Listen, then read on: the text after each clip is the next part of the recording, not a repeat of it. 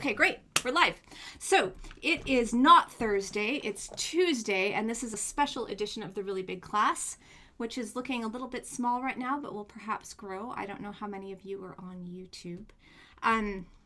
You knew I wouldn't be able to take a 6-week break from this, right? It was just inevitable that I would return.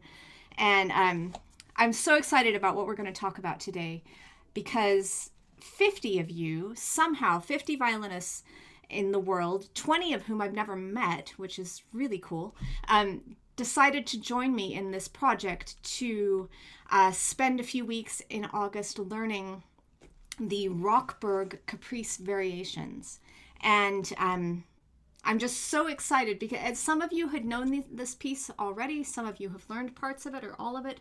Many of you had never heard of George Rochberg. So this is just a very fun thing to be a part of. Full disclosure, I attempted to learn all of these a couple of years ago and I fell off the wagon and gave up. So this is my chance to come back to them.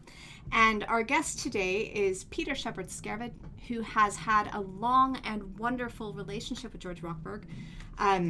He's recorded the Caprice variations. He has a studio recording and a live recording, as well as a violin sonata, the violin concerto. And actually, to talk about what Peter's recorded, various biographies give different numbers, but hundreds of pieces have been written for him and he's played. It seems to me, from what I've gathered so far in our short acquaintance, that you just have a absolutely insatiable curiosity about music of all genres. New, old, everything in between, violin, viola, modern, baroque. If it strikes your fancy, it seems to me that you follow that down whatever path it takes you, and I think that's just tremendous. What else was I going to say about you? You can look him up. You can listen to his recordings. He's got a great website, great YouTube channel, lots to find out from Peter. There are 70 discs on Spotify. Which 70 discs on Spotify. I'm sorry to say. So he's well represented out there. You can find him. But even more important, he's here with us tonight to talk about this great, really incredibly rich set of Caprice variations. I have some questions that I've jotted down, both sort of general, about some specifically about the piece. A few people have sent me questions to ask about the variations that they're working on. And just, Peter, so you know how we kind of divvied this up, as people got in touch with me about, expressing interest in joining this motley crew, some people said, oh, I really want to play this one, or don't give me one with any reaches that are too big, or I want to do it, but I don't have a ton of practice time. I got all kinds of constraints. I asked people to give me 2 or 3 that they were particularly interested in. Some people, like Yada, I just said, you're playing this one. And so it's basically one per person, and we're going to see how it goes for everyone. My first question for you is, how did you meet George Rochberg? How did this relationship come about? Well, it was fortuitous. I'd been playing the Caprices since I was 18 in bits and pieces, and then my wife, who's Danish, moved to America when she was 16, and she went to Bryn Mawr, great liberal arts women's college near Philadelphia, which was near where George lived in the last years of his life. He worked very closely, he was very close friends with a sculptor who taught at Haverford, who still teaches at Haverford, called Chris Cairns. And Chris was the sculpting teacher of my wife's best friend's husband. There you are. And she said to me one day, I went to this concert, this man by George Rochberg. Is he interesting to you? I said, well, yes, because actually when I was 9 was when the Stern recording of the violin concerto with Andre Previn had come out. And that was actually my introduction to the music of the late 20th century, was first hearing that incredible angry performance with Previn and the Pittsburgh Orchestra. And so I said, I'd really like to meet him.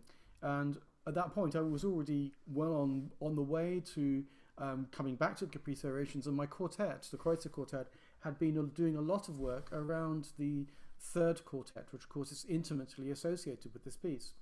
So we would regularly go down to Bryn Mawr. Most summers we spend in New York and Minnesota. We would be there now. So we would take the train down to Bryn Mawr to see Melina's teacher, who was still there. And then I was picked up by George at Bryn Mawr Station, who was smoking furiously. He was supposed to have given up smoking, but it was like a chimney. And immediately that we met, for some reason, it was as if we'd known. I don't want to sound too egotistical, but straight away from that moment, even before we'd we'd musicked together, a conversation, an argument began, which lasted literally until 2 weeks before he died in 2005. The first conversations we had were about Beethoven, which we agreed on. Then we had conversations about new music, which we disagreed on enormously and continued to for many years. But then the Caprice variations were always at the heart of his thinking.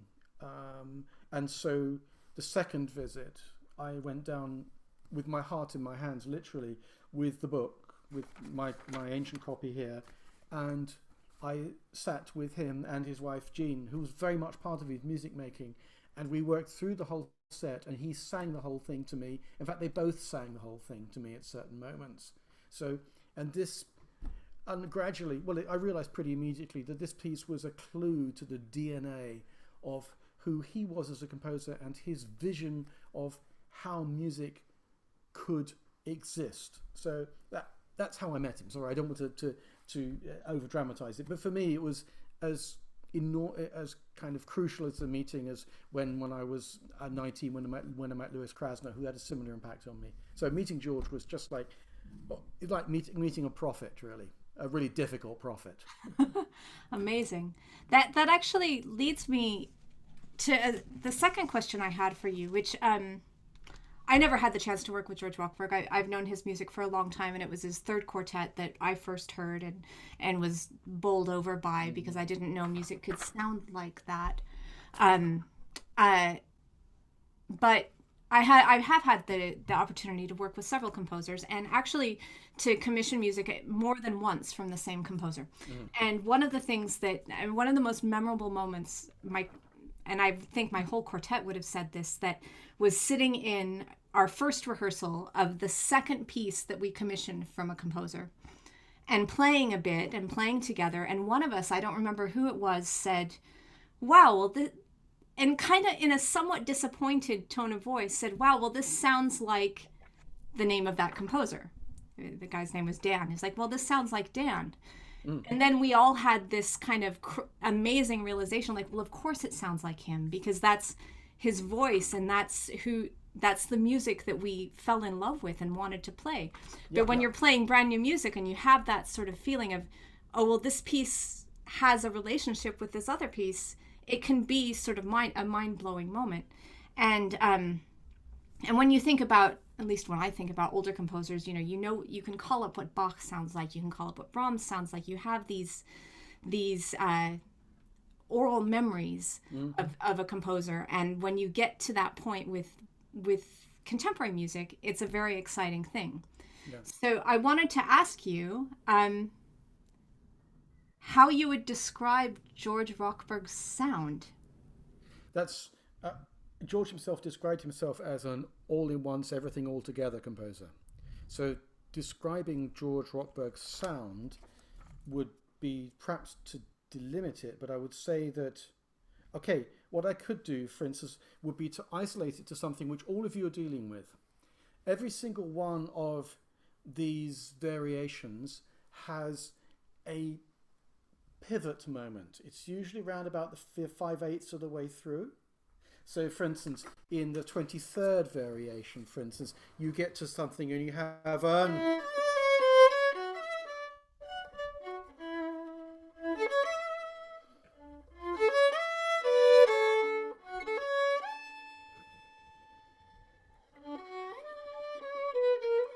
Now, George himself was very open about the fact that he didn't really know how to notate, how to get around these things.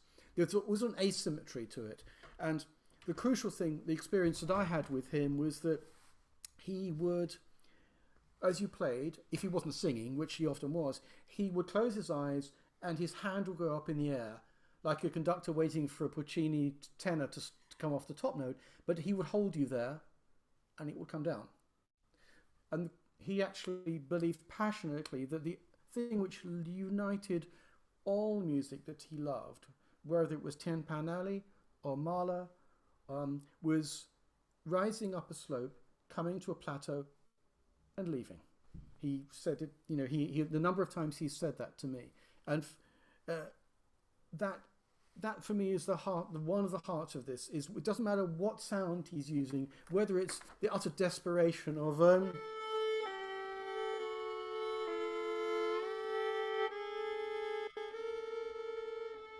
or the richness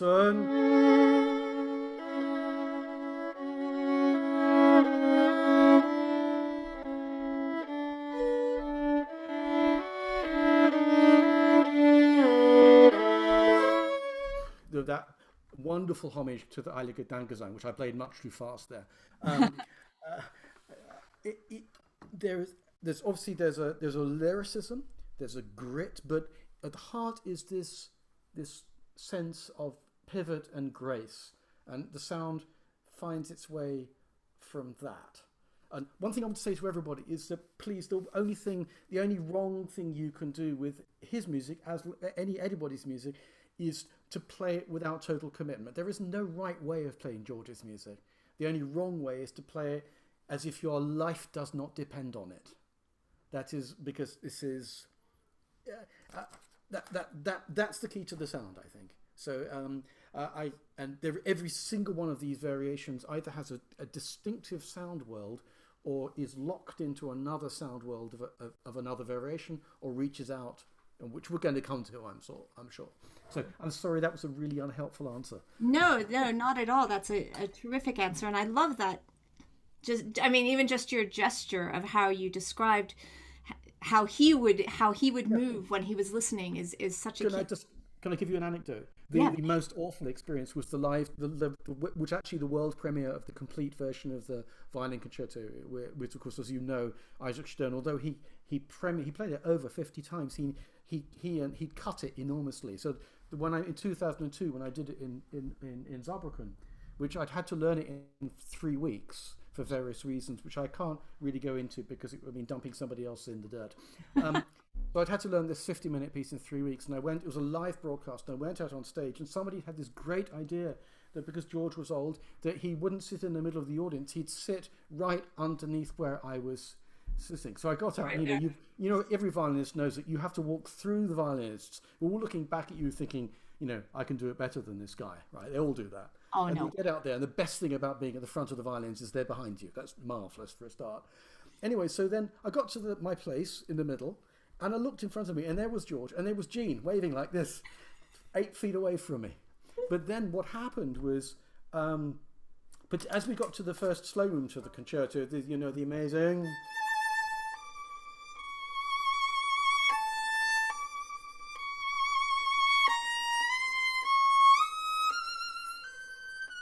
His eyes closed and his right hand started to drift, like this. And I know the conductor didn't see it, but he conducted the rest of the concerto. It was fantastic. I gave up. I just said, okay, there you are. You're in charge, mate. Wow. Yeah. It's probably good the conductor didn't see that. Yes, exactly. Well, of course, it reminded me of Krasner talking about his experience when he finally played the Berg Concerto in London with Webern conducting, after the BBC orchestra had more than 10 rehearsals on it, so Webern didn't run away again. And Krasner said to me that he realised this was the only time it was ever going to happen. So he walked away from his stand directly in front of Webern, so Webern could conduct every note. Because he said, I had nothing to bring to the Berg Concerto, which Webern couldn't bring more, so my job was to not get in the way of his communication with his friend Berg. Wow. There are moments that this happens, and working with a composer, which is sitting there with you've asked the question. We're trying to find a way as musicians of getting out of the way. For me, that's what the greatest interpretation is. That means how can we, the most personal thing we can do is to let them pour through us and not impede the voice. I think that's very over the top, I know, but I've come to believe it. That's what I find exciting. Right. Cool.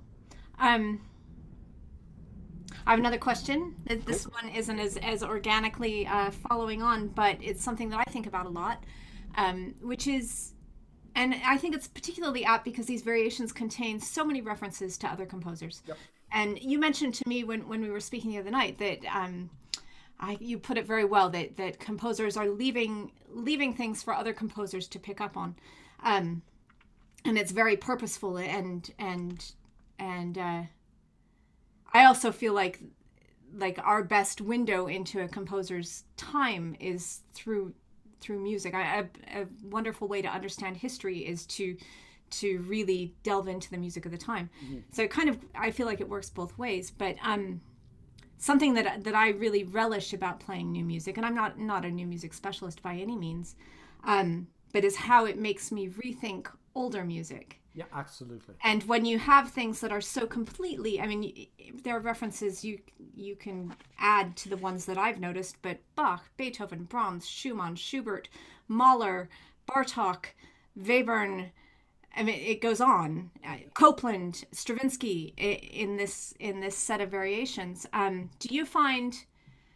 I know you've played the Paganini Caprices as well. Mm. Does this work change how you approach such a standard thing like the Paganini Caprices? That's an interesting question, because in many ways I didn't become as obsessive about Paganini as I am now until I'd gone through this experience with George. Okay. So I mentioned to you the other day the experience of playing Caprice variations on Paganini's violin in Genoa. Right. The interesting thing was that was this moment of a word is very, very overused, but I did have it at that moment, this moment of enormous gratitude that George had brought me to the point that I could stop rejecting Paganini. And there I found myself, it was actually the second time I performed on the fiddle. But that was extraordinary, because then you have that reaching out. But I mean, yeah, absolutely. I mean, for instance, I believe, to put it even more extremely with you, for instance, the experience we have of being in the room with the living composer, the composer who's still alive. And I'd like to say my relationship with George has not changed in the slightest now that he's dead, and I'll come back to that. Okay. Which is that when you go back to, say, the music of a composer who George really admired, someone like Tartini, who he was brought to through his admiration of Dalla Piccola, for instance, and you play something like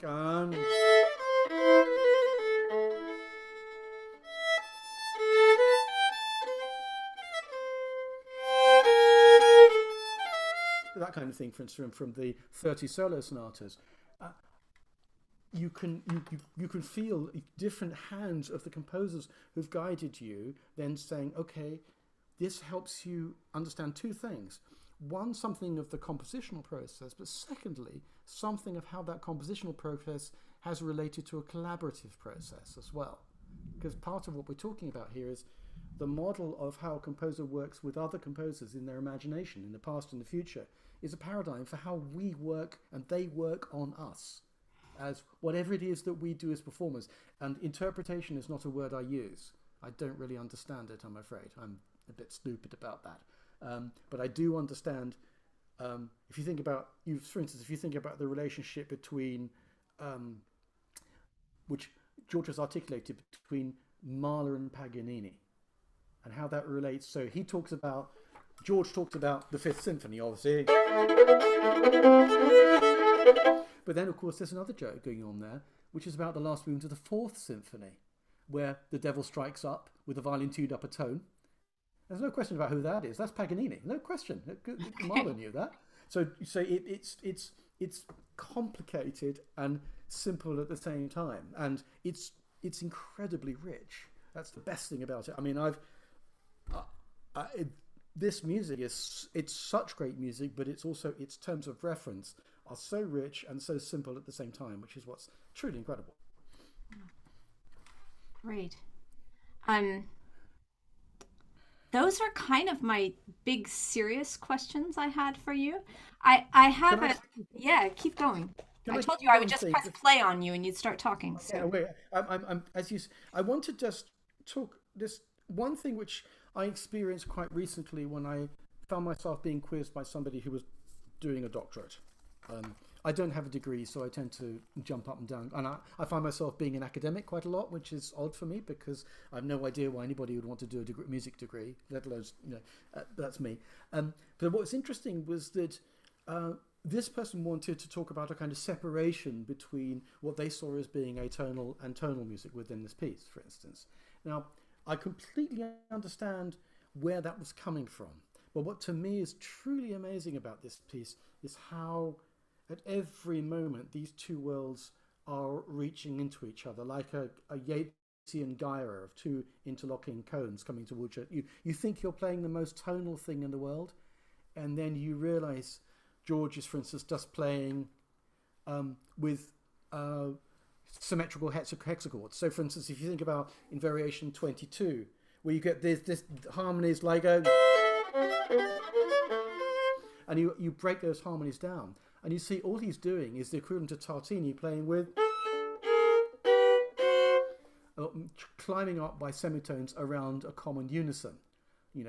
George wrote an absolutely unreadable book on the use of the hexachord in serial music before he had his, which I don't recommend you read, and he gave it to me with a smile on his face.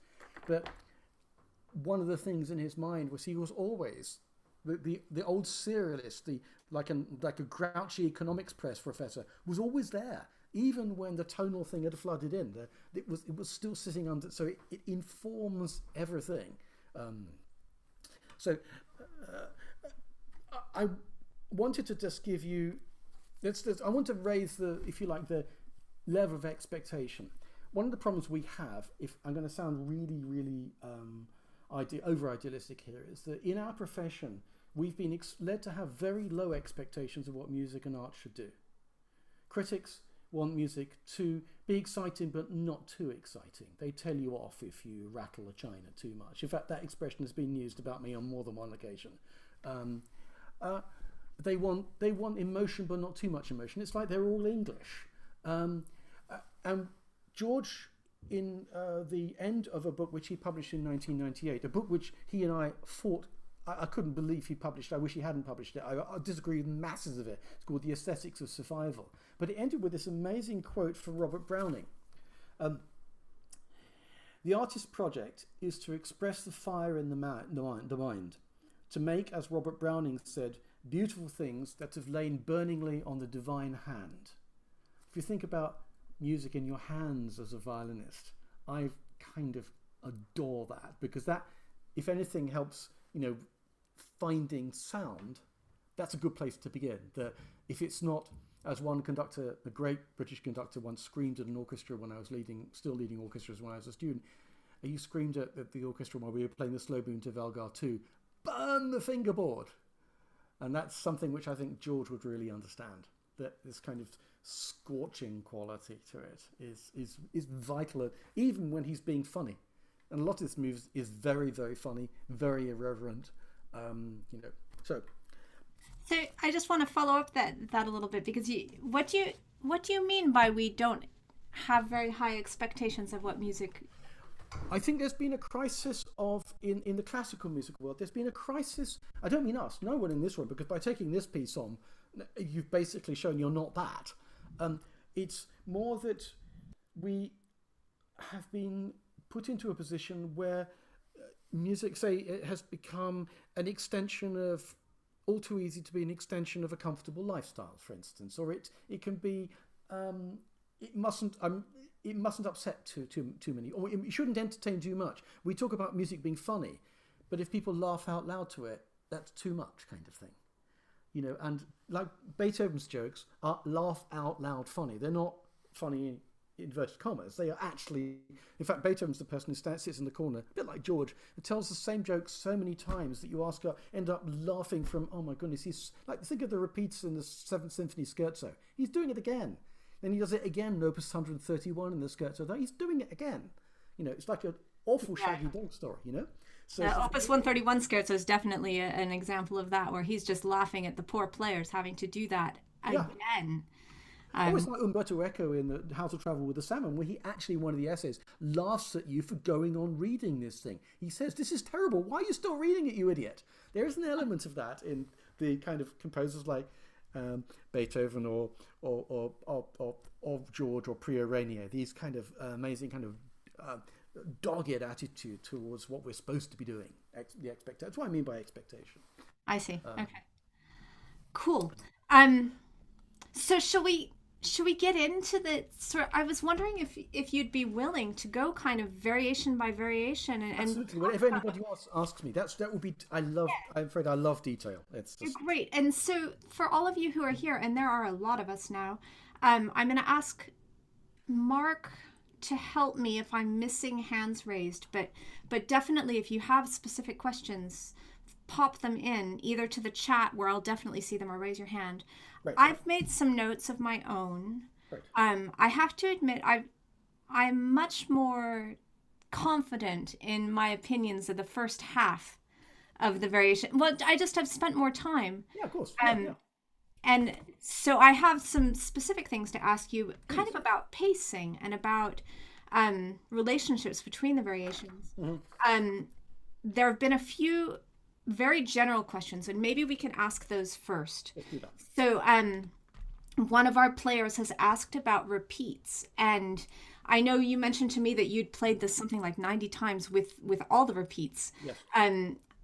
How do you feel about these repeats, and what did George say, and are they to be taken, or are they ad lib, or what are they? The first thing, the parenthesis I do quickly, is that on the back page here, the afterword, giving the option of does the selection. As I told you, I asked him about that because I said I couldn't believe why that was there, and that was something that was forced on him by this publishers. So the piece is a extraordinary structure. So the basic answer to your question about repeats is, of course, something which doesn't get observed too often. That he's observed what quite a few late 19th century composers did to Paganini's repeat structure. He's repeated the second half, which of course Paganini 24 doesn't. It's only got to repeat in the first half. And that repeat structure which Paganini uses is the kind of thing you get in Tartini couplet, for instance. So it means that whatever you do with the repeats, you have to be thinking in terms of what symmetry do you want to use, and how do you want things to flow from one into another. So the whole thing with all the repeats takes about 90 minutes odd.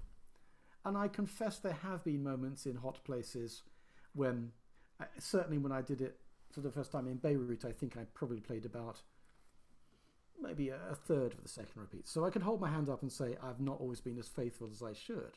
But the first thing is, I would say that you should always make a decision about it. And also there are a couple of places which I hope I can pull out of my head where the repeats are being written out wrongly, and you shouldn't have a second repeat because it's already there in the music. It's quite obvious where that is. So that will come to me. If it doesn't, I'll send it around later. But it's not a question of conscience. It's a question of deciding what you want to do with the piece. Talk to any pianist making this decision about the or harpsichordist making this decision about the Goldberg variations, and often they'll talk about pacing and what do you want to point to. Where do you want the world to stop for the first time, for instance? So there isn't a right way, but I think we should always be aware that the whole architecture, which we can choose to use, we can't use the whole architecture every time we play any piece of music, like saying you can incorporate everything that comes out of the chaconne. We can't. We just do what we do with the chaconne when we play it. We come back to it another time. So that's my answer to the repeats. But there are a couple of places where you definitely have to do the second repeats. But unless a concert promoter tells me that they don't want it to be any longer than 70 minutes, I tend to do them all. Right. One of my favorite stories of a concert presenter asking for a shorter version of something was, I was playing Death and the Maiden someplace, and the concert was supposed to be over well before it was going to be, and at the interval the concert presenter said, so can you just play it faster and leave out some repeats because we have to be out of here by 10. And that exactly. That was the slowest Death and the Maiden you've ever heard. That would be my response as well. Yeah, every single repeat and 2 encores. Great. Well, and it's a little bit tricky in terms of structure because we are dividing this out. I mean, there are 50 of us, so there's not going to be an overall architecture to it, but there are going to be 50 enriched violinists. So that's wonderful. Yeah. Another general question, and we can talk about this as we go, but as I was looking through, it seemed like it might be a bit of a notational thing. Every composer has their own use of the, the dots and dashes Oh that, gosh, that we yes. get. There are a lot of pauses Mm-hmm. marked, and I'm gathering that probably this gesture that happened was often at the pause or at the comma. Oh, But there's definitely been questions about the pauses, and my big question is about the sort of the tie to nothing. I don't know what you want to call that, but the mm-hmm. sort of sometimes they're marked with 3 seconds or however in some of the later variations. Yep. It's clear that it's a time, but sometimes it just feels like he was looking for something that he didn't have a marking for. Yeah, actually, one answer to that would be to talk about the music which sometimes exists on different plateaus, for instance. This is going to sound like a side. I don't want to sound like I'm avoiding your question, but one answer would be, for instance, if you have something like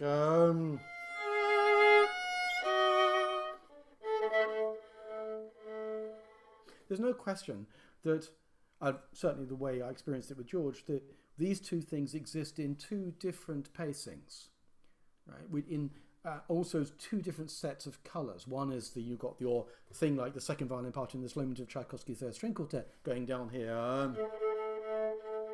and your this emotive thing on the top. So often the pauses work a little bit like that, and I love your idea of the pause to nothing. That sometimes that you're something. We'll put it like this: the question to ask is, what is the quality in the nothing? What is the quality of silence which you are looking for?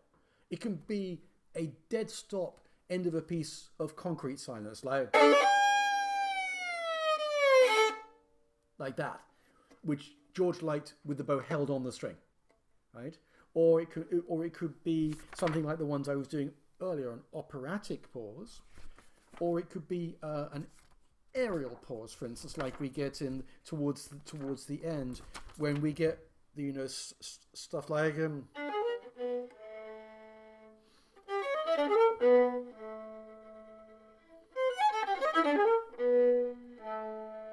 to be honest, it's all about listening. It's about doing the thing you're doing while you're doing it and nothing else. One of the things, like, this is going to sound really, really crass. I always think one of the worst things that we get taught, which we have to unlearn when we get old, is the look ahead thing. Which all of these performances, which just sound like the player's not playing the thing they're playing now. They're thinking about what they're going to do in 5 seconds' time. With George, it's all about what's happening right now and nothing else. The big structure, he's taking care of that. You just, dare I say, walk the line. Right. So you're kind of hitting on the thing that I think is the hardest thing to teach and the hardest thing to do, which is, we work so hard to get every last detail in place, and we love our details, and I feel like detail is everything. I mean, if the more you look at all those little things, and even in something like, I'll just use the example because I played it last week of the Dvorak American Quartet, which I've played hundreds and hundreds and hundreds of times.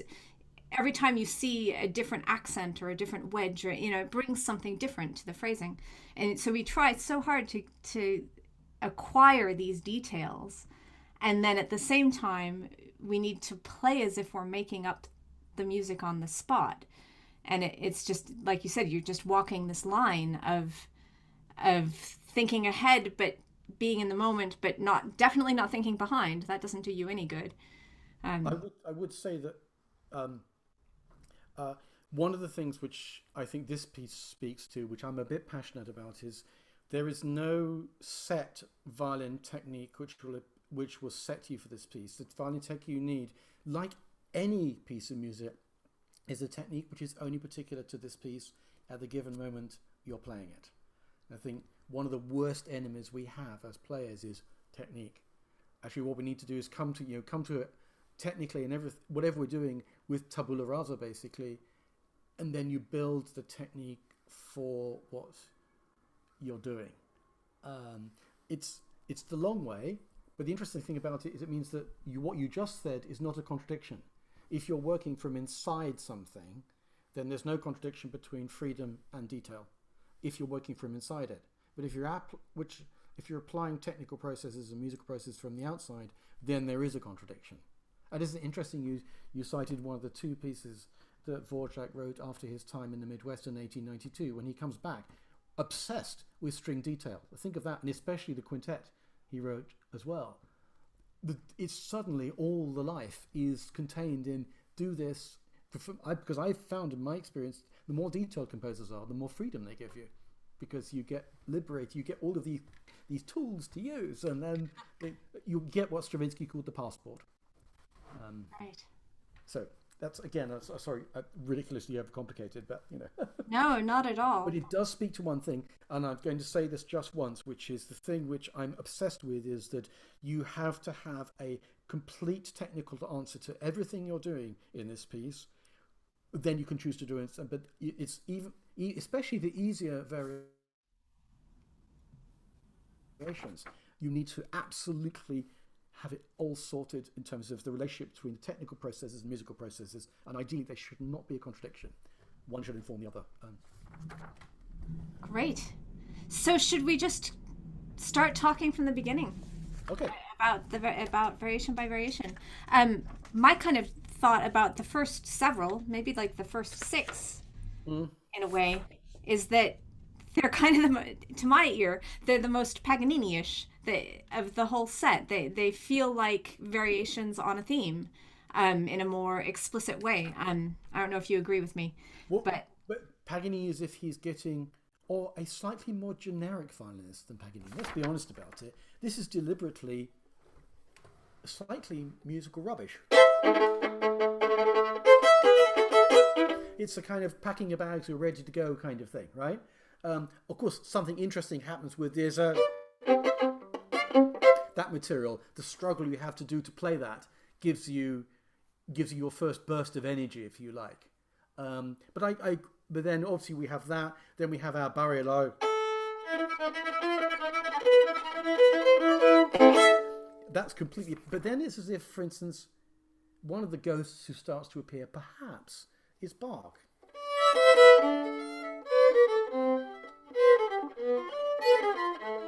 And George always encouraged me to play that slower than the marking. To be honest, he did encourage most of his metronome markers to be slower when he got old. And I did argue with him about that. But of course, then there's the question: what do we do with number 5? I have a big beef with composers putting mute on things randomly, and I felt this was one of those. And he certainly liked it when you play. He liked it to be slightly sort of ponticello, lots of rhetoric. It's really surprising to me that it's not ponticello. It just feels like it should be. Exactly. And, I remember hearing the wonderful, that was one of the ones which Kramer really set on fire when he recorded it, especially the...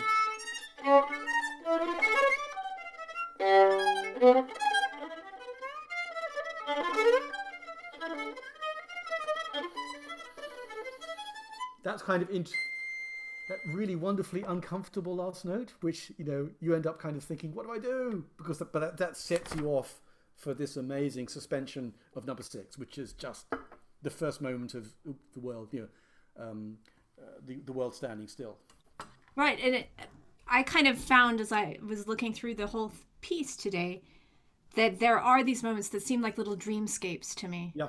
And this, to my mind, is the first one of this just sort of things stop, like you said, it's a halt, and it's just a completely different feeling, after which we start to get the clear homages to clearly pieces. But of course the interesting thing, of course, when you play number 6 in a really big space, so I played it a year and a half ago in St John Smith Square, which is a lovely big space here, and you find yourself playing there,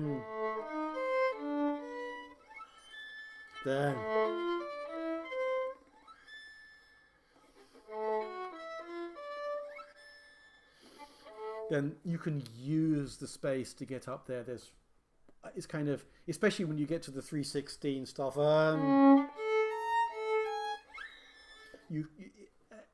there's almost, time is something very different when you get to there, and that the more you do that, the more the ridiculous thing of having Beethoven in the wrong key. Every quartet player is going, what the hell? We've all spent like years getting it right. You think, what the hell is that? I had to pull my part out and go, wait a minute. How many times have I played Opus? It's so wrong. 74, exactly. It's so wrong. And actually, the violinist playing this is Matilda Call. I don't know if you know her. No, I don't know. She's a fantastic quartet violinist, and she picked it.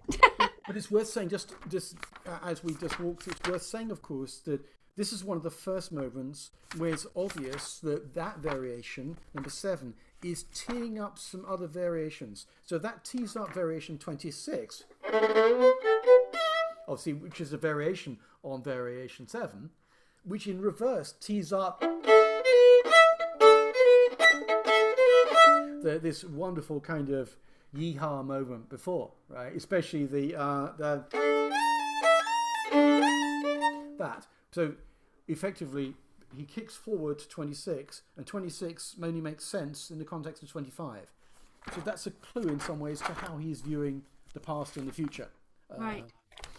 Could you talk a little bit about number 8, which I find astonishing? And I went and listened to the Schubert because I didn't know that. And I have to explain. So I felt quite guilty about sending out scans of this part. So I did not provide all 50 violinists with full scans, trying to encourage them to purchase the music. So for those of you who don't have full scans, you're not able to follow along as well.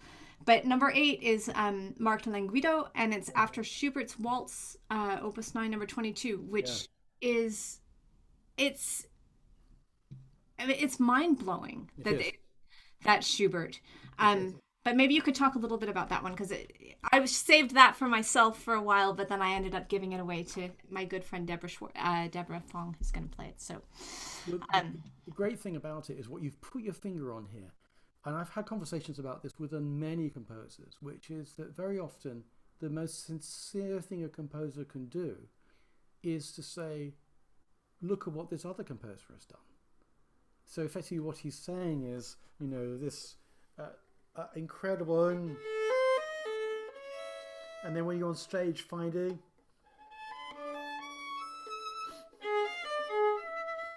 you want to die,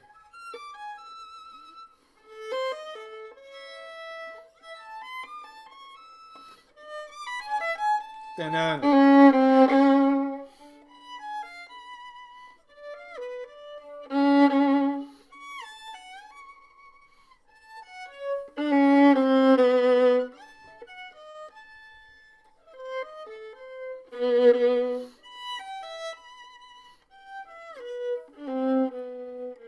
and this is pure Schubert here.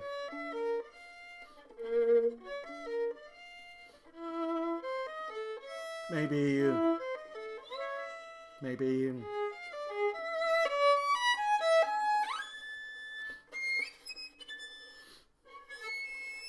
Sorry, I wasn't expecting to play that today. But what's interesting is notation here totally fails, right? You just have to trust your instincts as a musician, or even think what an opera singer would do if they had the space, especially that duo, which reminds me, we did have a conversation about the lost Paganini Venus and Adonis piece, which he wrote when he was in service at the court of Lucca in 1804 for a performance in the garden there, where you have, I don't want to genderize it, because of course in Venus and Adonis would have been the high voice because he's a boy, right, and Venus would be the low voice. So which is a bit, it's one of those cliches of yes no from Singing in the Rain. But that's the first moment where he allows us to be two people. So suddenly there's a conversation. Right. You have to organize that. It's all you can do is just. I love the fact you emphasize the languido of it. That basically you just have to become part of it and let it shape itself on stage. Because of course, the encounter with Brahms, the bruising encounter with Brahms, is about to happen. Right. And what you just said about it, it's the first time where you're allowed to be two voices, which is really interesting when you look at number 9 because it's written like a piano part Yeah, in two with two sets of staves. And yeah, as a former pianist, the first time I looked at this, my brain just was like, "Wait, it's all in treble clef? Okay, that's weird." yeah, yeah, Um, but because it looks like a piano part, yeah. very clearly two voices. So I wonder if that's a. And actually, all of the Brahms, all of the Brahms variations are written. Sorry, the Rochberg versions of the Brahms variations are multi-voiced. Absolutely. Yeah. I mean, so the interesting thing about this one is how much do you break up between between that and that, basically? How should it be that the lower voice interrupts, or should it be that there's time? I could argue for both. Well, what's interesting is when they start working together.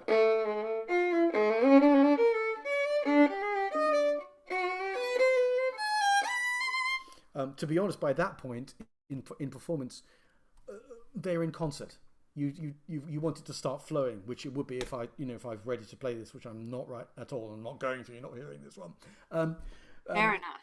But but isn't it interesting that he does that split version, and the next version effectively is a kind of two voices,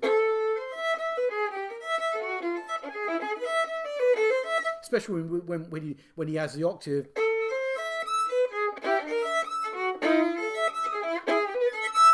So it's interesting. He chose to put 9 in split voices, but not 10. You could have argued for that being there as well. Certainly on the page, I have to confess an interest. I've been spending the past 15 years persuading composers to write complex music on multiple staves for me, because if I'm not sight reading something, I never understood why it was supposed to be easy for pianists to do that and not easy for string players. In fact, cellists do it all the time. Think of the Britten suites.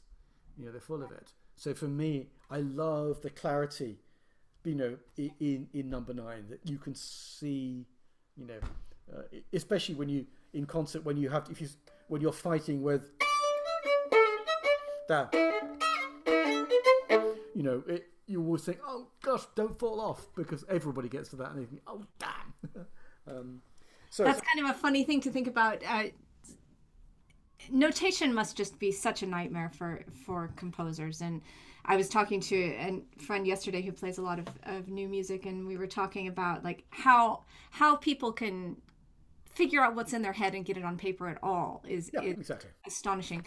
I've had many conversations with composers about not barring things simply, but to rhythmically write things the way they want you to feel it, yeah. rather than just putting it in 2/4 because it's easier to read things in 2/4. And This is where you have this uncomfortable dialogue with in particular in this country, with we're all sight reading in an orchestra world, where it's exactly the number of times I said to composers, please remove the bar lines. I don't need them. You don't need them. They're in the way. Right, or put them where you mean them. Exactly, precisely. Look at Bartok in, say, 1927. He's absolutely doing that. Look at the third quartet. The bars are where they need to be for each player, and it works. Right. One thing to say with number 11 is that George really liked a kind of Ernst solution to this, that you didn't try and sustain everything all the time. Oh, that's great to know. Leslie, are you here? Leslie Ashworth? No, she's not here. Because he just liked the.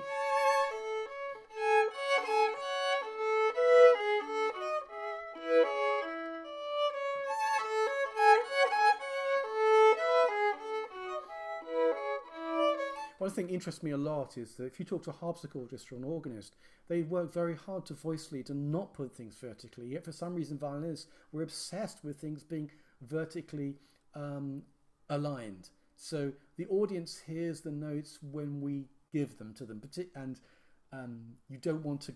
One thing I'm allergic to is unaccompanied, or I don't like the word solo violin playing, which sounds like someone is gritting their teeth the whole time. The more you can let the audience relax because you're relaxed, the better, the more lyrical it will be. And of course, then when you get to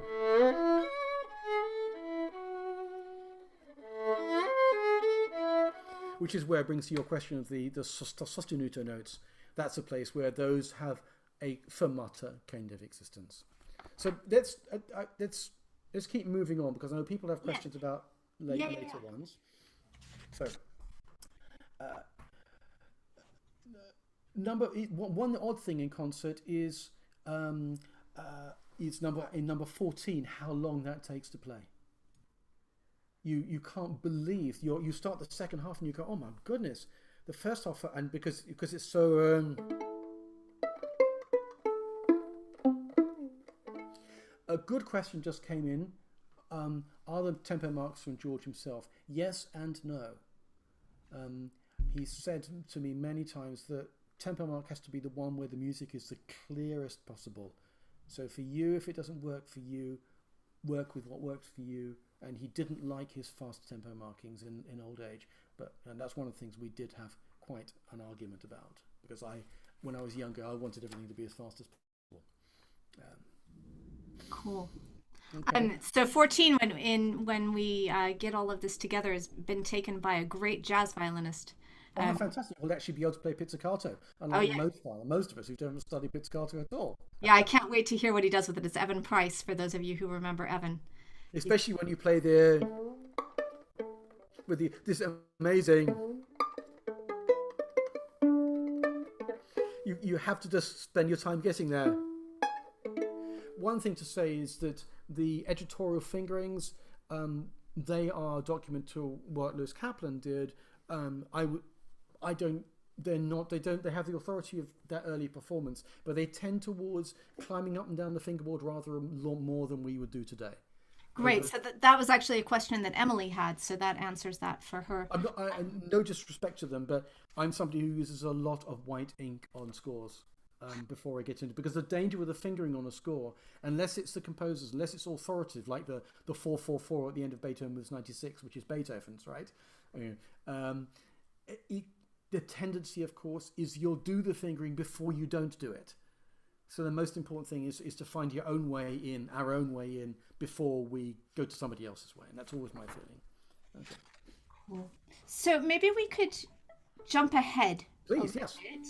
Unless anyone has something to throw in, which is the first sort of psychotic break of the set 18. The third quartet. Right. So I don't know what to ask about it other than why? Why there? Why do you think that happens there? Well, because we've had a variation within a variation, obviously. After this Rybski-Korsakoff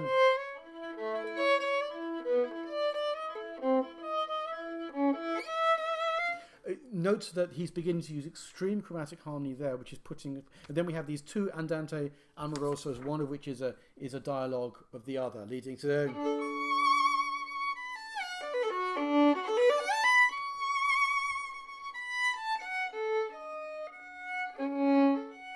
He's gone too far. He has to smash it. Okay, so that's so Hollywood, that one. Oh, absolutely. It's complete Louis Kaufman. It really, really is. But it's all for him about what he felt about modernism. I'm just trying to think what he. So this is the 20th century as he had experienced it, from those wild screams. I've heard far too many performances of this Allegro Fantastico, which I think are wrong, which are kind of cute. This is you'd be surprised, especially when you get a.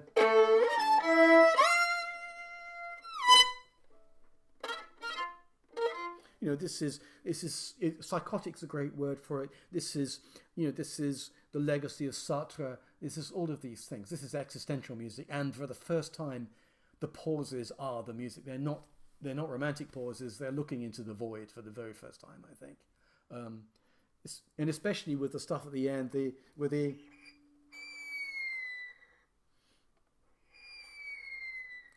whatever note you find yourself playing there is the right note. It's whatever comes out, I feel. And those amazing moments in the middle, these free moments. The first time where he uses modernist notation of unstemmed notes. Just a black note with a dot and a hair and a tie and a comma.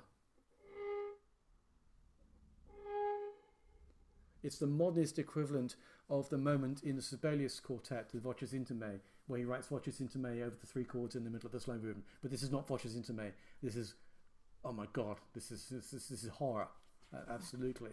He's rivaling Webern there, because this is in variation 18 for those of you who have the score, and there's 2 notes in 1 bar, as Peter said, no stems, just 2 note heads, marked pianissimo with a dot plus a hangy over slurry thingy, free written above it, ordinario written because you were just playing Ponticello, and then you've got a fermata and a comma. Yeah. I mean, he's given you 1, 2, 3, 4, 5 markings per note. Exactly. Okay. For this.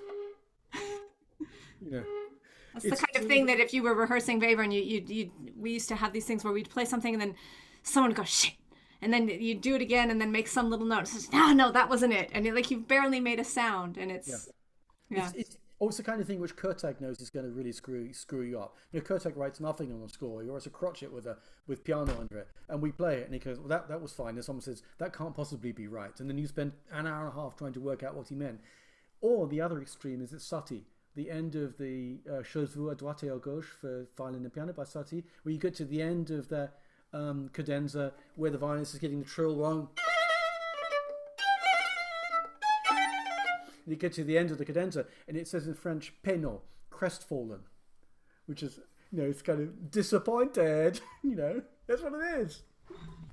Yeah. But then, of course, we're continuing with the 3rd quartet, the scherzo. Well, this is a movement which I can tell you, George wanted much slower than I wanted to play it. So he wanted that kind of speed.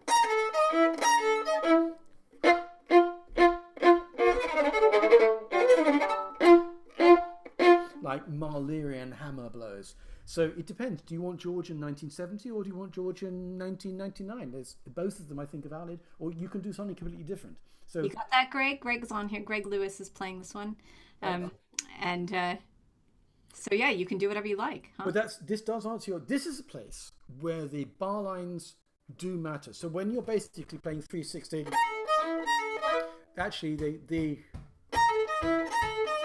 that 3/16 isometrically across the 2/8 is absolutely vital. But there is a pulse behind all of this. When you play ba-da-ba-dum, ba-da-ba-dum, ba-da-ba-dum, ba-da-ba-dum, it's music that does have a heartbeat. It does have death drums behind it, if you like. Great. And then we have the first moment of what he always talked about was the grand manner of the violin playing he felt he'd lost. He loved Kreisler playing. So, as charming as you can possibly do, and with no sense of their of rush or time or particularly good taste. You're playing this. There's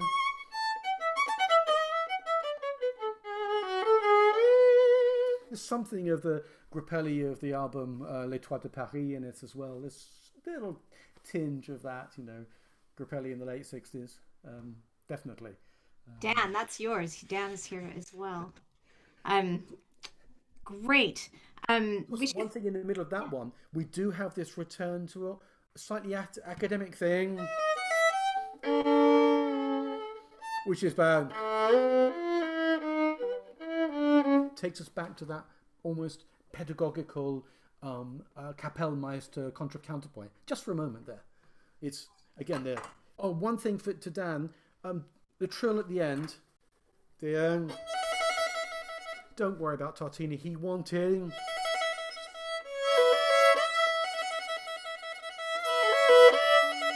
You can release the trill. He didn't like the sound of there being any particular effort. Well, that the whole Sibelius kind of thing. He didn't want that. He just wanted it to sound easeful, if you like. In fact, it says stop trill over 16th notes. I forgot it had been written there. And go ahead with the open E trill, which is absolutely nice. Yeah, nice relief there. And then you have this ridiculous joke between Paganini and Beethoven. This amazing thing of it's a together with Beethoven 7. It's nuts. You know, there's no way it should be a, you know, it's one question is a fingering question, is when you're playing, whether you do it that way or, I would say that often in mid-concert you find yourself tired, and the last thing you want to be doing is reaching for an E major chord like that. And then I have to say, quite often in the nice big acoustic, I cheat and play on.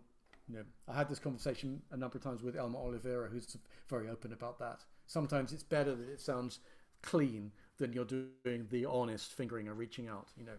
But since Caprice is only playing this variation, and she's my student, and she's going to get that E major chord, I know. I'm very glad to hear. One thing to say is getting a really good dry sound on the pizzicatos. So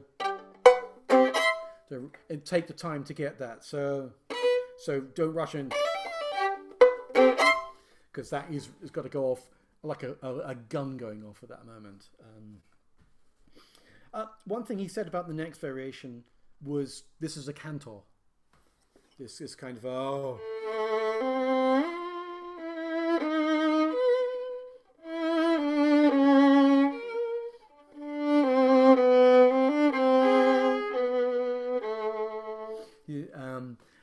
as rich as you can, and that stops it being, and the piano dynamic, whenever I played it, he always kind of said more, because also this has to be the antithesis of this incredible moment that's just coming with the Andante Grazioso, back to the middle of what he called the transcendental variations of the third quartet. As I mentioned earlier, the second half of the 22 are these symmetrical harmonies which come from initially Dalla Piccola and Tartini. So they should be quite slimy. So I would make sure, rather than crunch through them, make sure they're really, the listener hears all of the lines there effectively. He crossed out the consordino in number 23. And did you take that? No, yes, I did. Any excuse not to use the mute. It's because very often the mute is. I think he fell into the thing at this point, which he didn't do so much later, of thinking the mute was a good way to make the violin quieter, and the character he wanted, the dolcissimo there,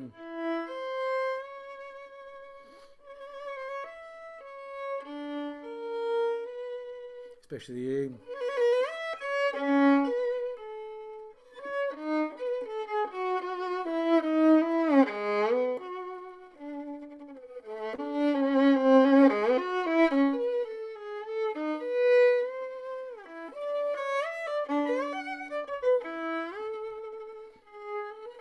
Every player, it's going to be different how they find their way through this, and especially to the pirouette at the end.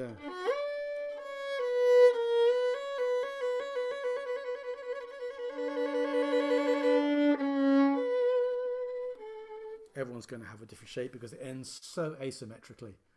You know, it's just a wonderful kind of gentle dying fall. Who's playing that one? Hannes is playing that one. Okay, that was it. It basically, it's incredible. It's just so fabulous, and especially enjoying the.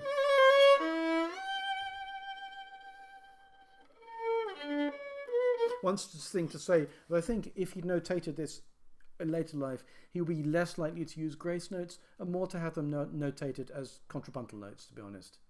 That they're out of time, they're not but there is a real bass line going on there. So that's that one. Then we go to the Brahms Violin Concerto briefly. And Paganini 1 as well, of course. Louisa's doing this one, yeah. Which who Louisa? Okay. What questions do you have? Any question you have about it? Yeah. How would you play these pits, and would you ever play them? Are they all pits, or would you ever play them with a bow? Oh no! It's misnotated. It's bow and bow and left hand. Okay, cool. Because I've seen some people do that, and I was like, but it's not written, and why are so many people doing this?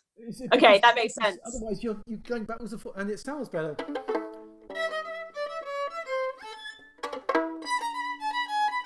if you do it, you have to get the thumb on it. Do you know? He wanted it, but next time I do it, I think I'm going to try it with the left hand, just with the right hand, just to see what happens. Well, I was kind of doing left hand and right hand pits. So. I thought that was what notated. It's got cross. That is what's notated, absolutely. But he also liked that. Oh, fab. Okay. So it also towards the end. Obviously, you need to hit the. So as much as you can do with the left hand as possible. One thing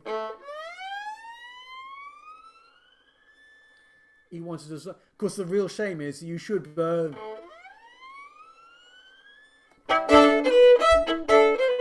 That's the joke, of course. So whoever who's doing the next one should be ready to step on your line as much as possible there. Okay. So wait, would you do it really slowly, just like you did, or was that absolutely the old bull trick of like totally corny? It's corny. Okay, great. Because he's been sending I will go full on Kramer with the bow. All that stuff with a bow dancing around. It's all in the best possible taste. Okay, I'll give it a go. Thank you. And Louisa, I promise I won't get on your case about a straight bow. Oh, straight bows are. Oh, don't take your notes of that. Straight bows are for beginners. It's overrated. So I'm really curious, and because the next two variations, when we spoke the other day, you talked about sort of this extreme anger of the next number 26. Yes, definitely. Yeah, and I feel like 25 and 26 are a pair, but could you tell everyone about that? Because I found that really, and this kind of, to me, maybe you agree, maybe you don't. You have 25 and 26 is this sort of intensity that hasn't happened yet. Then 27 is our next sort of moment of absolute otherworldliness, which to me feels kind of like a penance or something. It's a reaction. That's very beautiful. Well, obviously you've got this kind of feeling of angry boogie woogie of 25, obviously, especially where it's all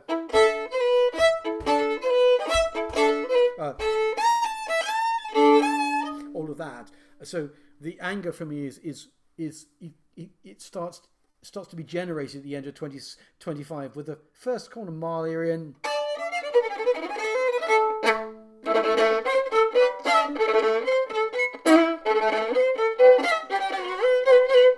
Especially,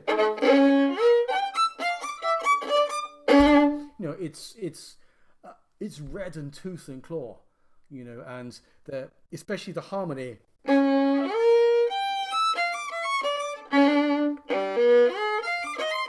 It's the kind of thing that Glenn Gould would say a 5-year-old could do that, right? But that's its power. It actually starts to move away from having even musical qualities. It's more like angry building blocks, cinder blocks being hammered in effectively, and it is looking forward to those moments, obviously,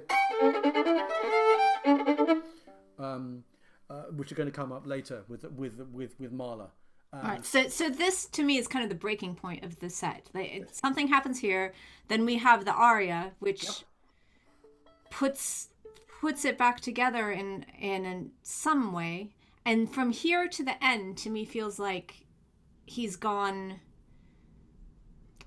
I don't know how to put it. Because I haven't played the whole thing, so I don't know how it feels, but it seems like a different trajectory from here to the end. The aria, when you're on stage, when you find yourself playing, you have all of these. You start thinking about Goldberg variations, whatever, and it comes through. Whatever. I always don't want to say anything about the aria because it's so personal for whoever plays it. And then we have this return to these symmetrical harmonies.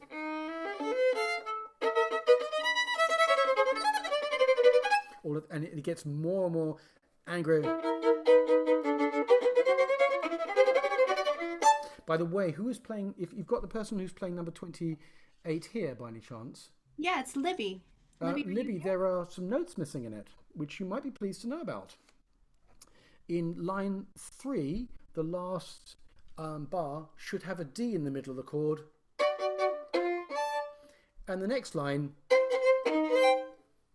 there's the 10th there was a mistake, which makes this is the last moment you really wanted to be playing a 10th.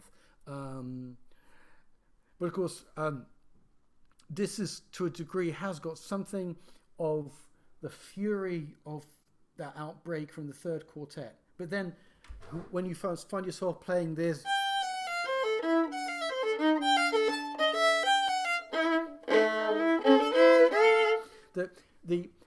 this for the first time there's the feeling which is derived from Brahms that you have to drive the hand through something.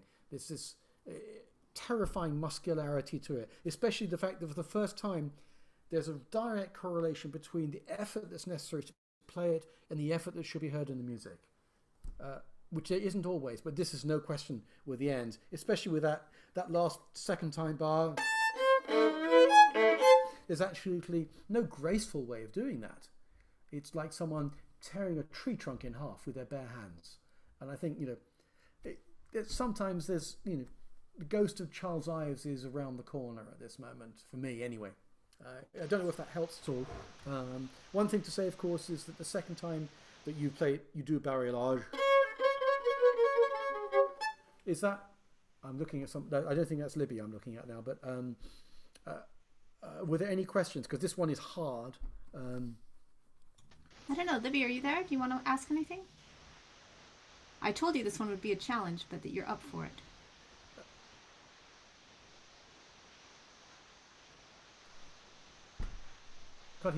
Not hearing anything. That helps. Hello? Hey. Is that better? Yeah. Forgot my microphone's broken. Yeah, it was just kind of the timing I was struggling a bit with, and particularly I guess on the last line of fitting in the chords and the string crossings. But is this maybe an instance where taking a bit more time would be okay? Absolutely. And doing it in my own time, I suppose?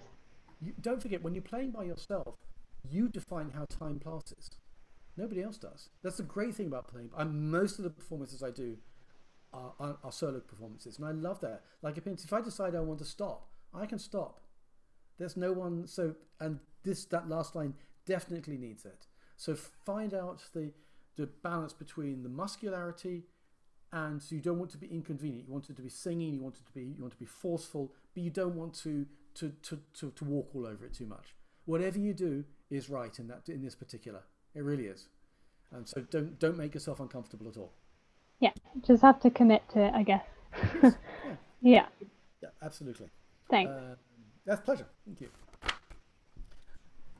Okay, then we of course we have another pair of another variation, a variation with a doubler afterwards, which of course there is a relationship between and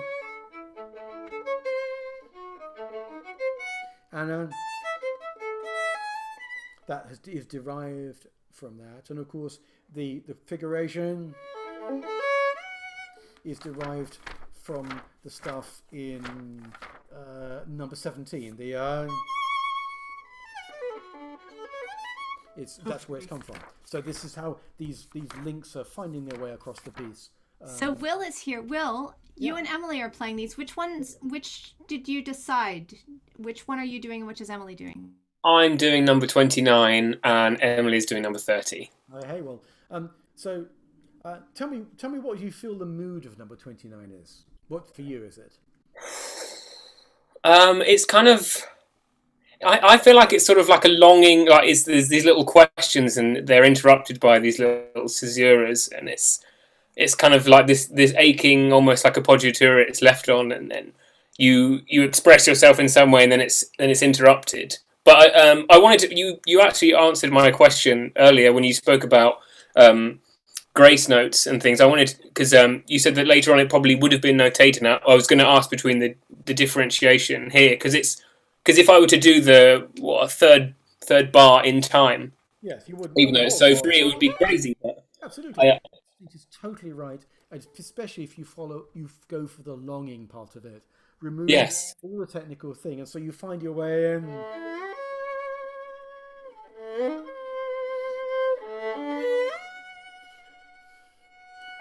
and how they relate to this.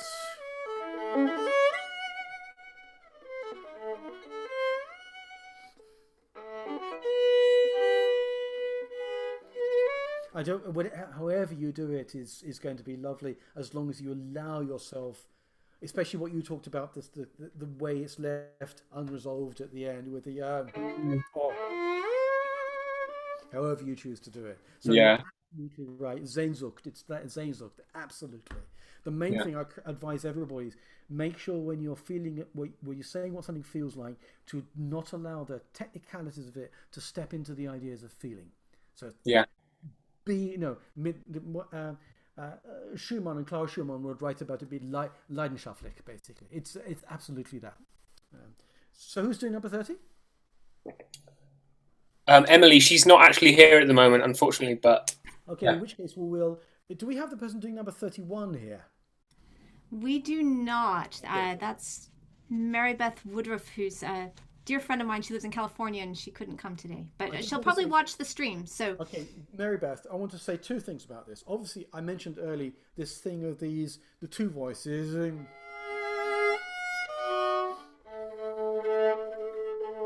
Like the storm on the horizon, which we're getting a lot of in London at the moment. But the middle section, this is fascinating.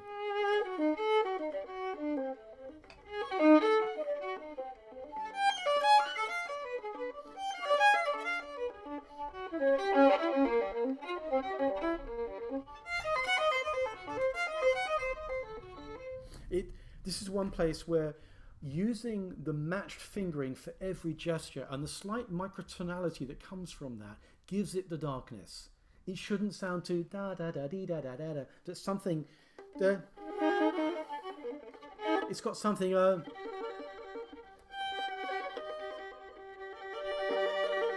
that hidden in the middle of it. All right. So and what's amazing is when you get to the end and you finally get this B double flat at the end. So, which sets up this unbelievably crude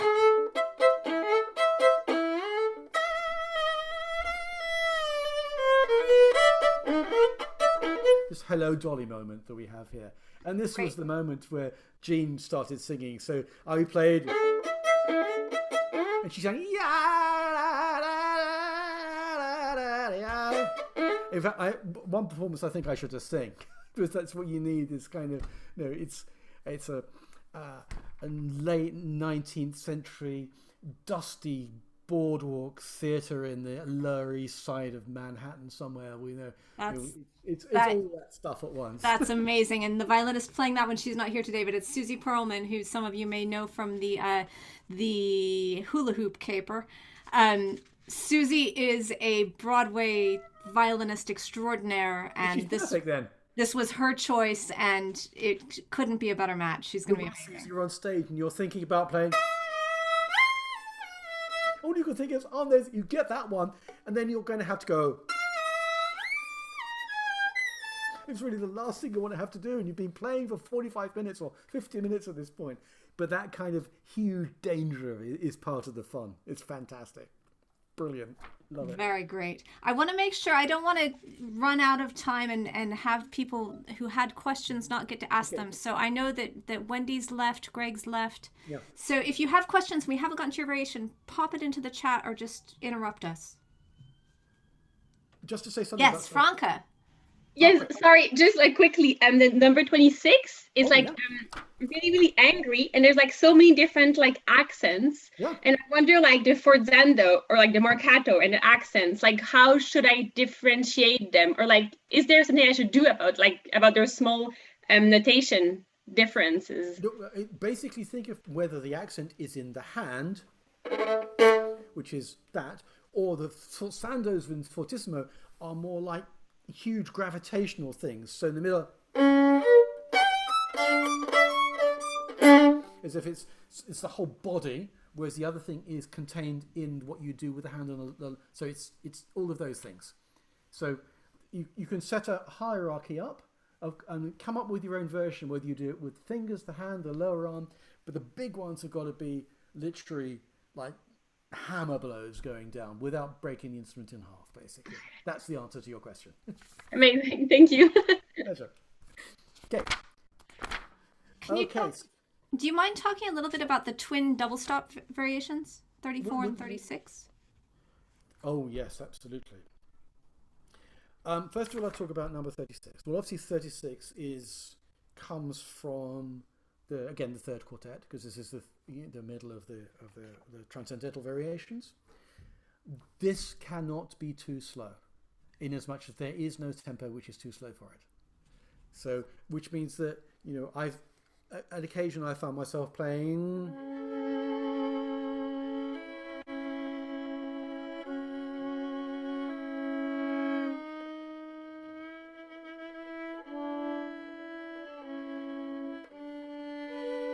So it means the bowing you're going to have to take a view on naturally, but the most important thing is how you find your way around the chord.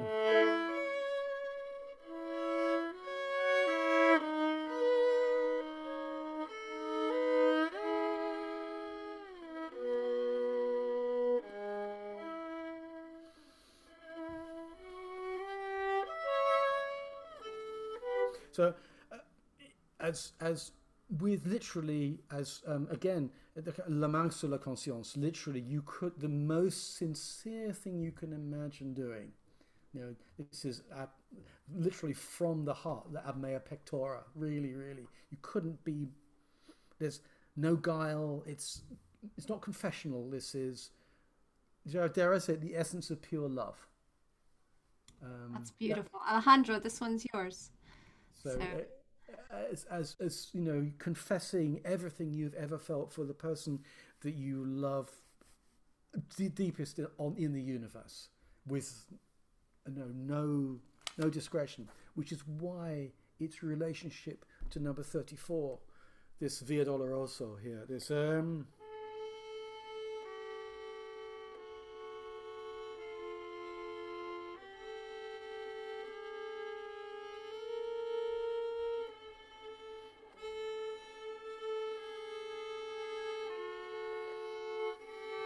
and as you go through, you'll find that the accents, particularly in performance, become more agogic.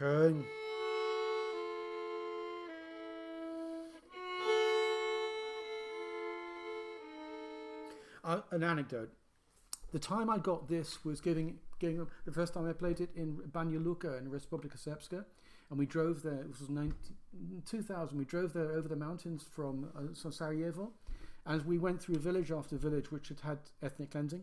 So you walk through a village where 1 out of every 5 houses had been burnt down. And then playing this on stage after experiencing that and knowing what George had experienced in the Second World War, to me, that every time I play this variation, that's what I have in my mind.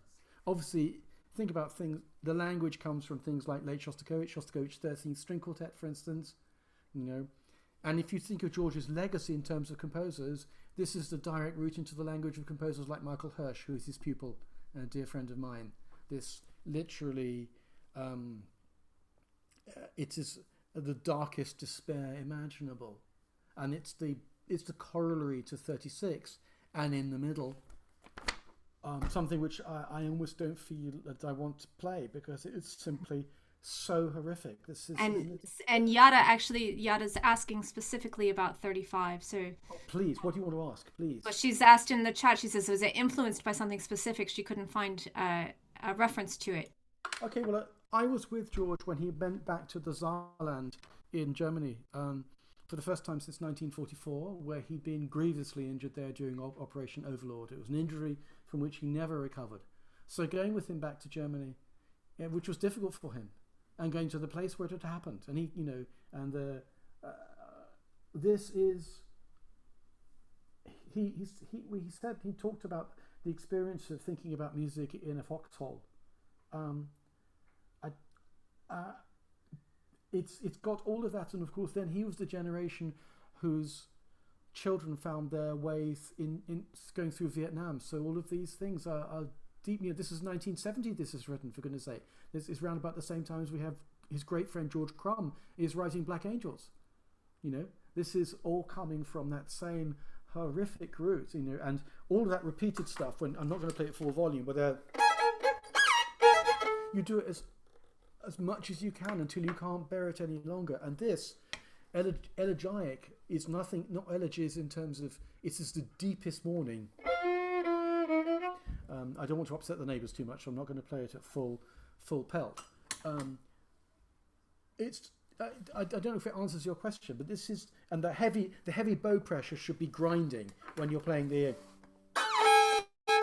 If you can go into full on crunch, that's right, because we're setting up the encounter with modernism, which is the end of the piece. From here on outwards, we're on our way to that. So crunch is fine, scratch is fine. Yes. And I was wondering, near the end, when we have a bunch of F sharp. Yep. And then, is it in time or it's okay when it doesn't say lunga or when it doesn't have fermata? Imagine this is a play script. Imagine you have an audience in the palm of your hand. You do it with how it feels. Shape it how it feels. This is not graphic notation. This is how it feels. This is rhetoric. So whatever you do, whatever feels the right thing to do, the most forceful thing to do, the most abrupt, all of those things. So basically you said, so it's horrifying and painful. It is those things. It's not about those things. It is those things. There's no filter here at all. And that's why it's such an important pendant between 34 and 36, because then we're given the gift of 36 afterwards. It's great. Thank you. You're most welcome. Okay. So, obviously the barcarolle is you know, we find our way out from, you know, again, the second nautical movement, if you like. Is the barcarolle person here? No, she's not. That's Anna, who you probably know. Anna De Bruin. Yes, I do. Absolutely. Yes. The can person, they're here? No, and that's Jamie Campbell. Okay. Well, that's to a degree self-explanatory. 39, of course, comes from the language of 35. Again, it's this modernist thing with it's the pitches of this become increasingly academic. I mean, in the true sense, especially when you're playing this stuff, all this slimy, slithery stuff. So the person playing this is actually my nephew, who's not here, but he described that passage. He said he was practicing and it felt like he was pulling taffy. Do you know what do you know what taffy is? Do you have that here? Like taffy. Taffy, yeah. That's very nice, but pulling taffy, but it's being pulled out of your stomach. You know, and then of course then you have this. You know, but this the crucial thing is the gunfire at the end. That chord, which is just such an amazing thing. But of course we have this thing at the end of this which relates to those notes we were talking about earlier. You know, it's a death rattle, no question. Do we have number 40 here? Oh, is Harry here? No, Harry's not here either. Harry has the most beautiful double stop vibrato, and I can't wait to hear it on this. Oh, that would be, I mean, this is just so lovely. Obviously, number 41, as I mentioned to you earlier, George loved so much that he used in 2 other pieces. And this is the postcard from the Palzacco Foundation, which was made with the manuscript of that, because it's a beautiful, beautiful manuscript. I think you said Enrico is playing this. I don't know if Enrico's here. I suspect not. He's not here. He'll probably listen later. Could you is it possible for you to take a photo of that and share it with us? Not now, but I'll make sure it goes up. Absolutely. I mean, what's amazing about this is the one time when George asks you to do something which is on the edge of totally unplayable, when you're playing from. But the funny thing is, once you've learnt it, in concert, it kind of goes by like a dream. And when I issued the recording of this, I sent 2 versions of this to George. One was right and one was utterly wrong. It felt like I was falling off the side of a cliff, and that's what he wanted. It's as Shakespeare said, it's where the violinist says, reneges all temper. And extraordinary. This, of course, is a vital part central to the piece. The two pieces he uses in, by the way, are his violin sonata and Rhapsody in Prayer for violin and piano, which is his last piece. 42, he said to me, he was lying back on his sofa, should sound like a tapeworm in your stomach. So we have this kind of...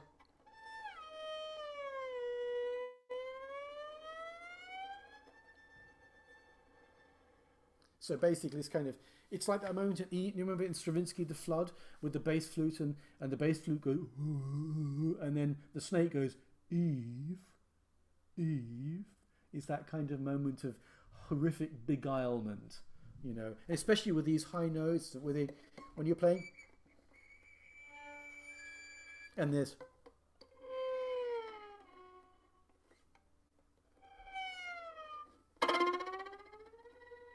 You know, it's night music. It's a little bit Hammer House of Horror, but crucially this snaking thing, like, you know, Paul Klee, this is a line going on a walk. It's that basically, this shape. That had been one of my favorites. I don't know if it still will be. Oh, it is. It's in performance. It's just so great to play. It's 43 here. 43 is on a train, but she said she's going to watch this later. So this of course is another of the aria movements, and it's so charming there.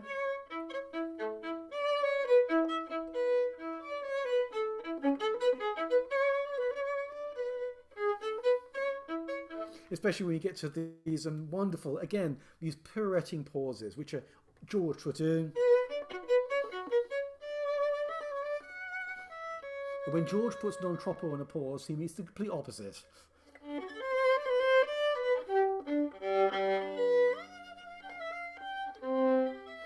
I love this harmony here.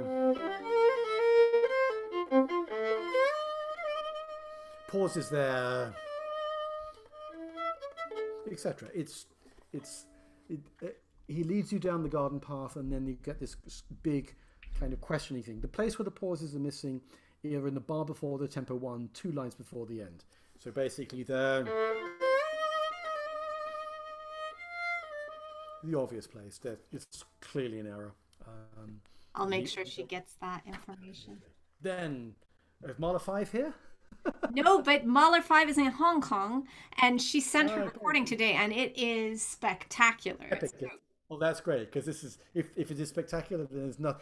But 45, of course, we go, well, after we've got from this amazing, from that into,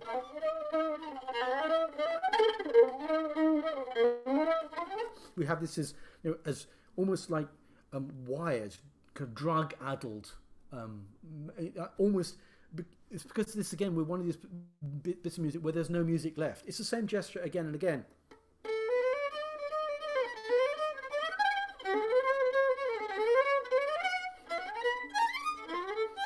Especially the last line. If you play exactly the notes, that's kind of boring, but it's absolutely like that. Like the cello runs on the last page of the first Shostakovich cello concerto, blustering up and down the instrument. But as it's if you've got to kind of, it's possessed. I don't know if the person who's playing that is there. No, Robin's not here, but I'll definitely pass that on to her. And it's like possessed Bartok, right? I mean, it's just absolutely. George said a wonderful thing about Bartok, which was that Bartok provided a world which he and other composers could exist. That effectively Bartok, he said the words he said to me, Bartok carved out a huge space for me as a composer. Yeah, which is kind of a beautiful way of putting it, I think. Yeah, well, it's like, I mean, when you play the Bartok quartets, you get into this world of sort of Debussy and Bach and Beethoven and but in this harmonic language that is completely new. And it's, think of something like that.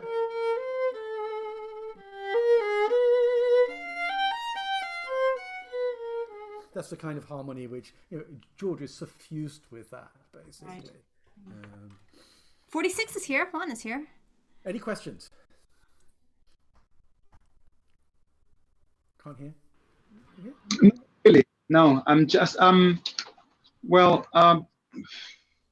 maybe freedom is the only question I would have. I would have about this variation. But I reckon, you know, this is one of the things that I just have to wait until the moment I'm playing it and really just see what I feel. You know, how That's how absolutely right. from one point to another, and how relaxed I want to get to an harmony from a harmony to the other. I don't know. Any tip? Can I give you one little pointer though, which is after you've had all the fun of though, however you choose to do it, the crucial thing is again the little pirouetting moment when we have this these little tiny little dances that happen on a couple of lines. That suddenly there's this little skipping moment, like a child with a hula hoop. There seems to be a hula hoop thing going on here. I don't know what it is, but suddenly it does that, and then you have this kind of fingering thing. When you play after coming up towards the end, when you play scale, do you play in position, or do you go up? I'm interested. Well, I tried both, and I decided to stay from from first position because the sound was a bit, clearer for me. But my point being is, if you're doing that, make sure you take advantage to show us all the shifts.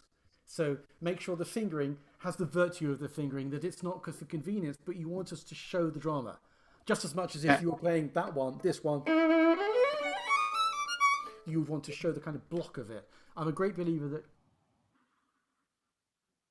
all shifts and all fingerings should happen for an expressive reason. So if you're using that fingering, make sure you show us how much fun it is. Definitely. Okay? We'll try my best. Okay. Thank you. It's going to be great. No. Okay, so then we have this trio of these, a quartet of these extraordinary movements. Have we got any of the 47, 48, 49 and 50s here? We just have me. I'm playing 49. Great. Well,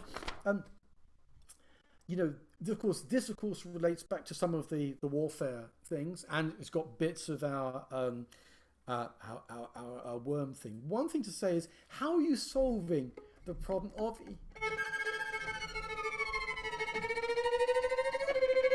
there's no good solution to that. To be honest, I don't have a solution yet. I tried to figure out what you were doing from your recording. I watched Andy Jennings to see what he was doing. Yeah. I haven't decided because you can't slide the way it's written. No. I would say the most important thing is the bow stroke, which again I'm not doing here because the neighbours and the windows are open, which is right at the lower half, tremolo as breaking as many bow hairs as possible.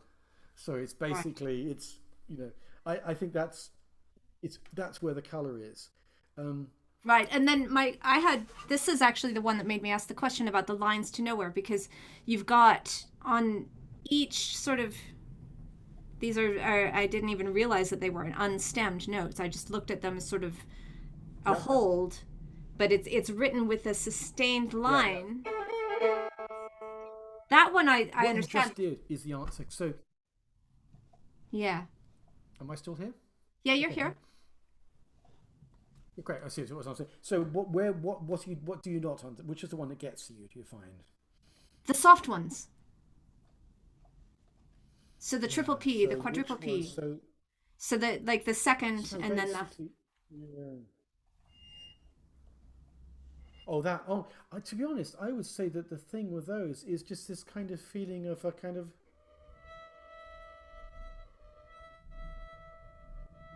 barely there, hovering like a line barely drawn on slightly like an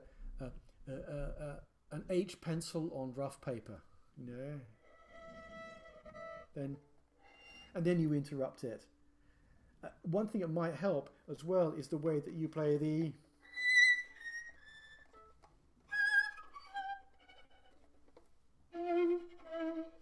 and then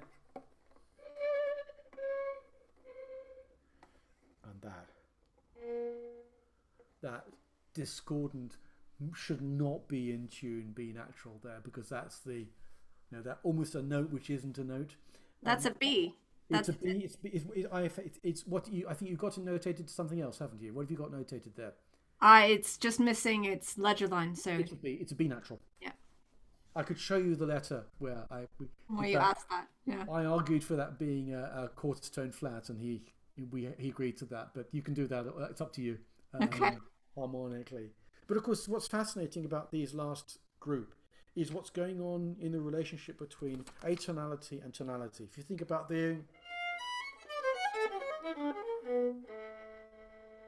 especially one thing which is absolutely wrong in the part, the idea of having an open string in the middle of that run in the third line of number 50 is, I can't tell you how wrong that is. Okay. You just climb up the G string. So going to the open string is just disastrous because, but these patterns.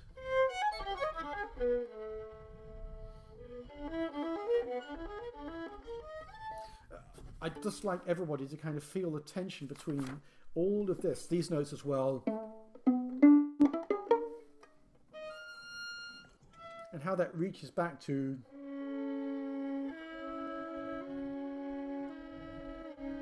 it's like those pieces by Helmut Lackermann where he takes a tonal piece of piano music and he asks the pianist to play all the notes on the piano apart from the tonal piece.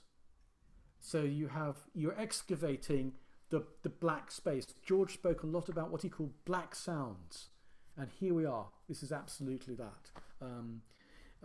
One question: is the person playing number 50 also playing the theme at the end? Yeah, she will. That's great to hear. Just to let everybody know, however she wants to play this, the very last time I played this with George there, he asked me, and I'm reading it, it's dated, George, Swarthmore, 2004, it says, all pianissimo back to audience. So as you're playing this, you turn around, and then you play as quiet as you can. So by the end,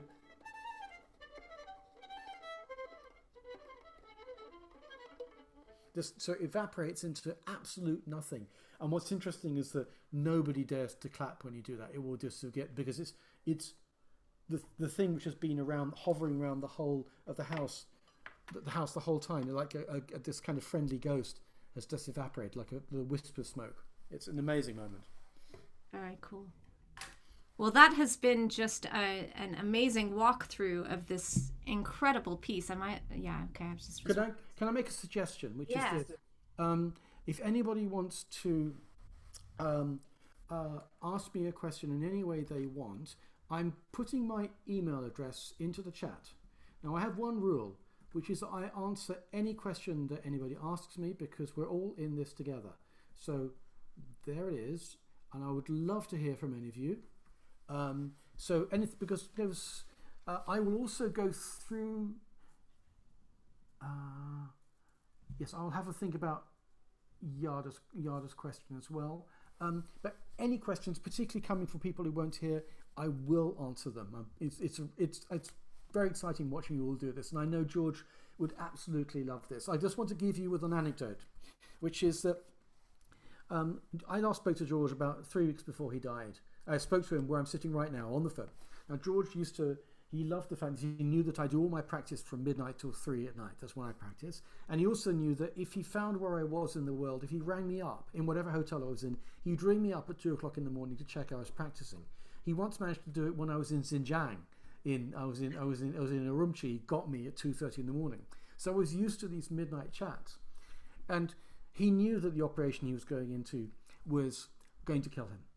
There was no religion about George at all, but he loved the way that music carried the human voice forward. And he accidentally quoted Mark Twain to me. He said, "I'm planning on making a lot less noise in the world now." And he paused, he said, "Now it's your turn." And I always think, that's what he's saying to us. This piece is all about how we are part of something greater than us, greater than him, that music is this amazing collection of voices, and all we have to do is make it sing. So I just wanted to leave you with that. That's a really beautiful way to leave us. Thank you. It's a great pleasure. And I want to thank Cicely for putting this together. It's an amazing project. So well done to Cicely. It's visionary of you. I'm really moved by it, and I promise you George is too.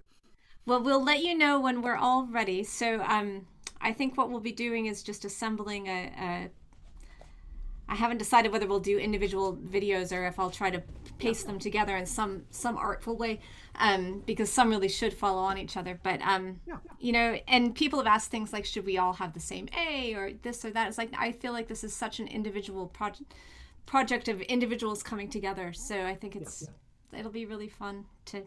Thank you very, very much.